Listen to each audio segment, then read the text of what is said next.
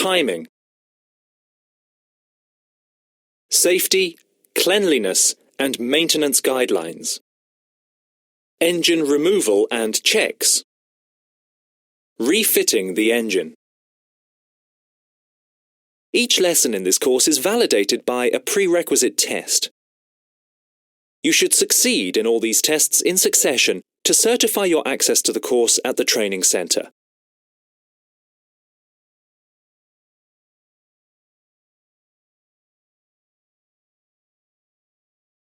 This lesson will cover the following topics: engine operation, the cylinder block, fixed components, moving components.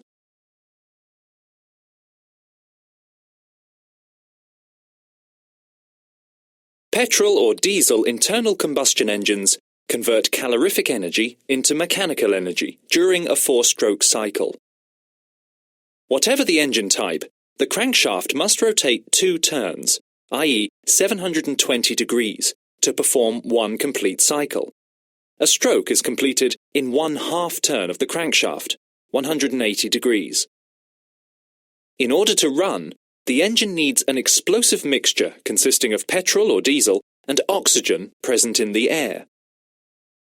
The engine operates according to the following cycle: intake of the air-fuel mixture, induction; compression;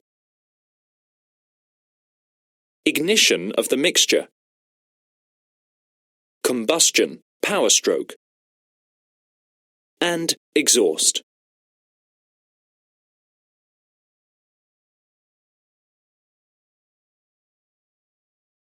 In a diesel engine, combustion of the mixture is by simple compression, followed by an injection of diesel fuel.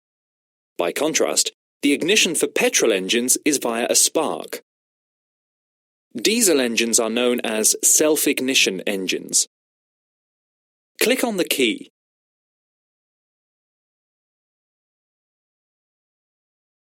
Engine operation takes place according to the following cycle: intake, induction;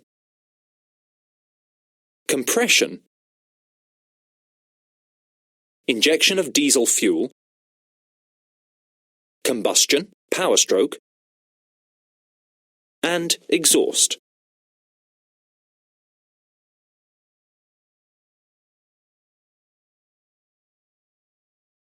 First, let's take a look at the first phase of the cycle, the intake, induction stroke.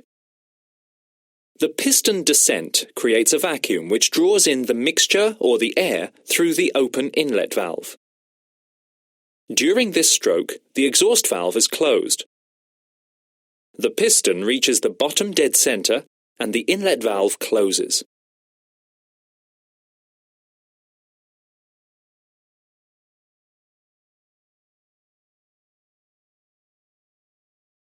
The second stroke is the compression. The 2 valves are closed. The piston ascends to the top dead center. The mixture is then compressed inside the combustion chamber. The compressed mixture heats up.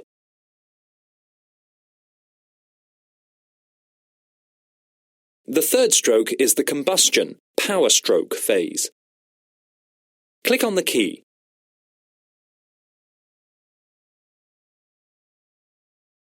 The 2 valves are still closed. The piston is at top dead center. The mixture ignites. The ignition pushes the piston downwards. This is the power stroke. The calorific energy is converted into mechanical energy.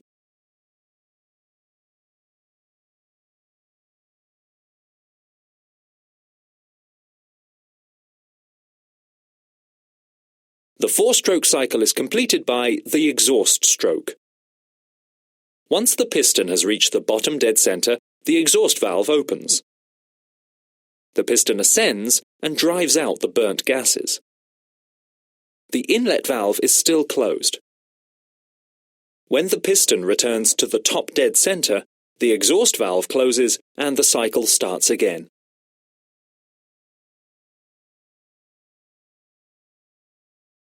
In a four-cylinder engine, the cycles of intake, induction, compression, combustion power stroke, and exhaust are sequenced over each cylinder.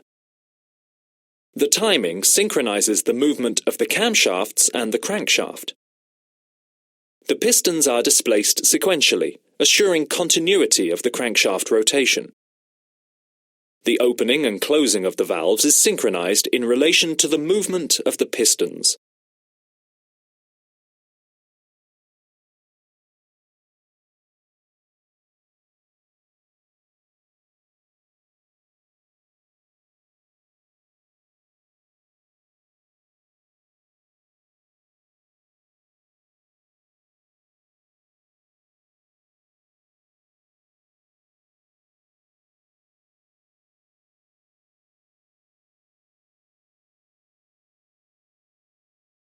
The points of opening and closing of the valves in the four-stroke cycle seen previously are theoretical. In reality, the opening and closing of the valves is sequenced to optimize engine performance. The timing diagram represents the valve opening advance values and the valve closing retard values. You can move your mouse cursor over the timing diagram to identify the various conditions.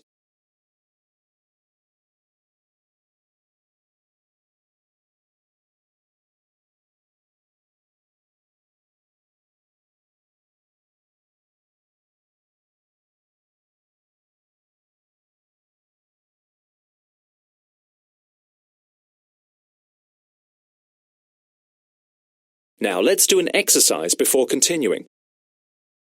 Which rotation does the crankshaft perform to create a complete cycle?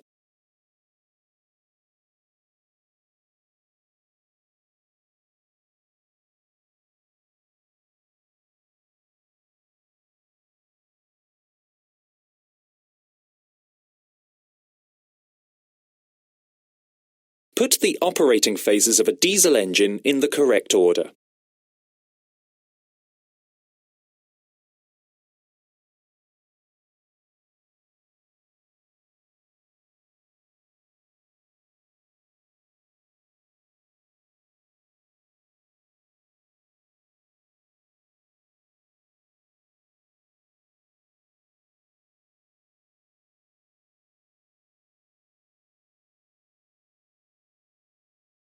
In this section, we covered the following points. Internal combustion engines convert calorific energy into mechanical energy. This is the four-stroke cycle.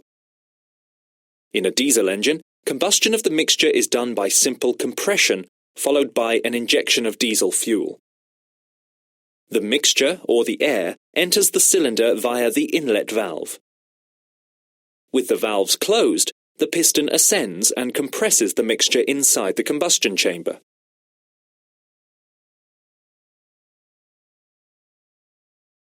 During combustion, the compressed mixture ignites.